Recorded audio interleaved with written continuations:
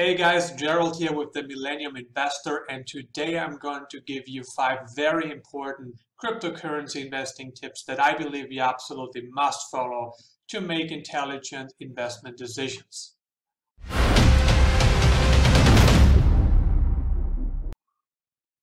Now, the first thing that I want to discover and really bring to your awareness today is initial coin offerings, aka ICOs. Now, what's important about ICOs is that, yes, you can make a lot of money investing in ICOs, but you can also lose a lot of money with ICOs, especially now that there are so many new initial coin offerings really hitting the market where we just don't know which are the good ones, which are the bad ones. So I want to just cover a couple points here to show you how you can perhaps identify good and bad ICOs. So there are 2 sites that I like to use for this. Obviously, there's a lot more out there where I also get my information from, but here are just 2 sites. First of all, ICOalert.com. Here you can see active pre-ICOs, upcoming pre-ICOs, and when you click on ICOs, you can see active ICOs, upcoming ICOs. Now, as you can see here, the active ones, you can see the time, the remaining time, and here you can see upcoming ICOs, right? As we can see here, like many are launching every month. In fact, many every day. So the question is, how do you identify the good and bad ICOs? Now, if you've spent some time on my channel so far, you probably realized that I have been doing ICOs reviews on my channel. And what I do is I use an ICO review sheet where I gather more information on the company and the very important factors that tie into the equation for me to decide whether a particular company in ICO is worth the investment or not. I got my ICO review sheet open, and you can see that I'm trying to gather useful information here, like the date of the ICO, what the price is going to be, what's the total supply, what's the issued supply, then pre-sale, if any. Then I take a look at the token technology. I want to know, is it an ERC20 token? Which blockchain is it built on? What's the vertical? Does the company have a patent or patent pending? What's the proprietary technology? On which wallets could I potentially store this particular token? Then I take a look at the market itself. Do they have an existing company? That's very important, right? If you see an ICO with an existing company that has already a product or service, that is obviously a great benefit to you as an investor because you are already investing in something that is making money.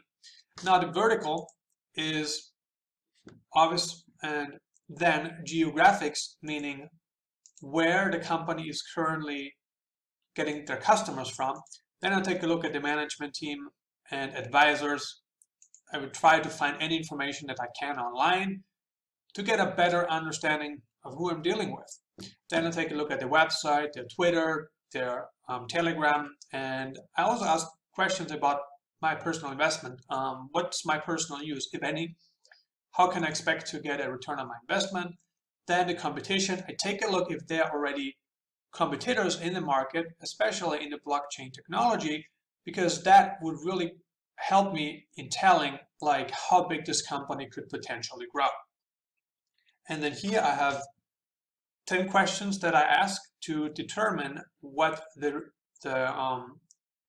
grade is, pretty much, right? If I give it a 7 out of 10, it's pretty good, right? If I give it a 3 out of 10, it's probably a no-go. So asking these questions here is mandatory for me personally, and I use this review sheet for any and every ICO that I do a video on my YouTube channel. Now, as said, you can use those 2 sites here, ICO Alert and ICO Watchlist. You're probably going to have to spend a lot of time doing this because there's just so many ICOs, right? But the good news is that the longer you do this, the more proficient you become, and you will kind of automatically know within maybe 3 to 5 minutes what are the good ICOs, what are the bad ICOs, and once you have filtered the good ones, you can do further research on those. Point number 2, undervalued cryptocurrencies. Now, this is something that has less risk involved than ICOs because undervalued cryptocurrencies are already on exchanges. Now, what do I mean by undervalued cryptocurrencies? Well, usually I would say if you go to CoinMarketCap, which is a great site that will tell you that tells you the market capitalization of a coin, the 24-hour volume, the circulating supply, the total supply, and also on which exchanges a particular cryptocurrency is listed on. Now, if we click here on View All, you can see that we have far more than the 100 that we saw on the first page. We have a total of whatever, 1,400, 1,500, right? 1,486 so far. Undervalued cryptocurrencies, I would say under $100 million in market capitalization so far. By the way, market capitalization does not mean that this is the total amount of money invested so far. That's not what it means. Market capitalization is based on the current circulating supply multiplied by the token price. As you can see here, if, say, this is trading at $2.64 and we open this up, you can see that this is the circulating supply. Now, if you were to multiply this number, 62,660,371, multiplied by $2.64, you would get the total market capitalization. But that's not the total money invested, because many people bought this cryptocurrency in perhaps the ICO stages or right at the beginning when it got launched on the exchanges. So I would look out for undervalued cryptocurrencies. I look out for the following information. For the roadmap, I would really study the roadmap, like what upcoming events does this company have?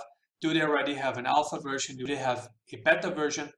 Do they have anything upcoming, anything major that could really lead to a price increase, to a market capitalization increase? And then I would really try to invest in these cryptocurrencies. But you really have to know what you're investing in. Does the company have any proprietary technology? Who is involved in the company? And I would say you're going to look at set for cryptocurrencies that have less than 100 million in market capitalization. So in this very instance, it would be 175 and downward, right? I'm not saying you can't find any good, solid, undervalued cryptocurrencies in the top 100 or top 170. You certainly can, but you're going to be able to make more money by choosing lower market cap cryptocurrencies. Then the third point that I wanted to talk about today is don't invest in hyped up cryptocurrencies. What do I mean by hyped up cryptocurrencies? Well, if you take a look at Tron, they had like one big announcement and it raised the price dramatically, but the price also came down right away. So as you can see here they had this massive news announcement that really, it drove the price up how many 100%? Like 400 or 500%. It went from like 6-7 cents all the way up to 25 cents. Right, so that's a massive increase, more than 300%, 300 to 350% increase, right? So if you would have bought this when it was like before the moonshot, that would have been a good investment, right? But if you bought it like when the announcement came out, or maybe even worse, a little bit later, then you would have purchased it exactly when it was undertaking the moonshot, which would have been a terrible investment. Never purchase anything that is currently undertaking a moonshot because it's so risky. Everything that comes up goes down again, as we can see here, right? So this thing here, Tron, didn't remain much value, okay? It dropped, now it's trading at 7 cents a token. I'm not saying this will not shoot up again, it probably will, nobody knows when. However, if you would have gotten in when it was at 10 cents or 15 cents, and then it had this major decline, you would have lost a lot of money. And this is just an example of how brutal the cryptocurrency market can be and how much of an impact just one news announcement can have, and this time in a negative sense, right? Because it was just hyped up and people jumped aboard right in the middle of the moonshot. And again, this is a big no-no. So stay away from these cryptocurrencies And if we take a look here, like at the top 100, or I would say the top 50 to top 100, there are many companies with like hundreds of millions of dollars and some even billions of dollars invested that don't even have a product yet.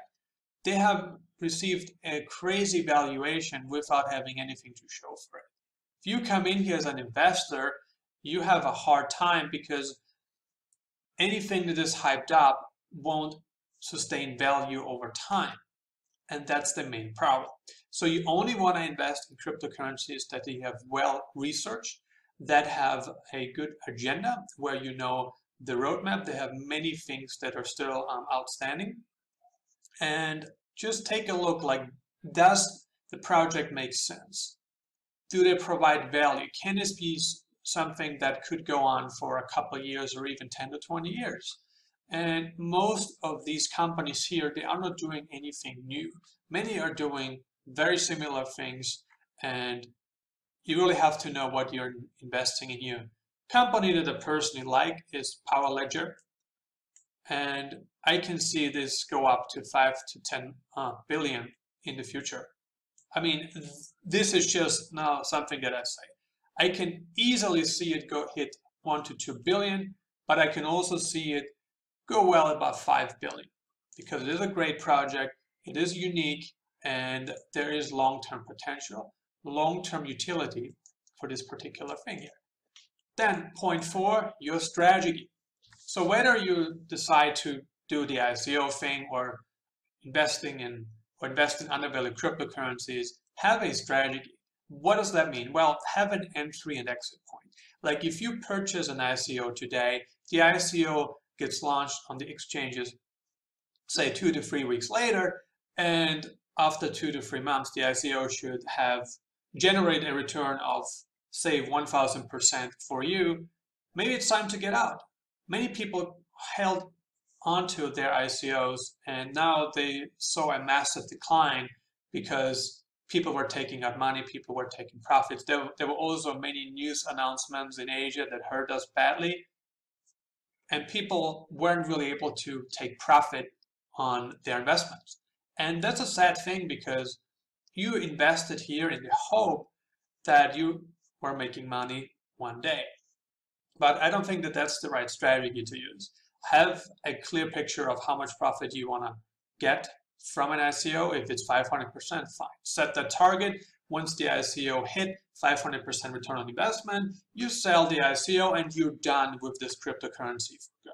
You move on to the next and you reinvest your profits into a couple other projects. It's very important. And the same really applies to investing in undervalued cryptocurrencies.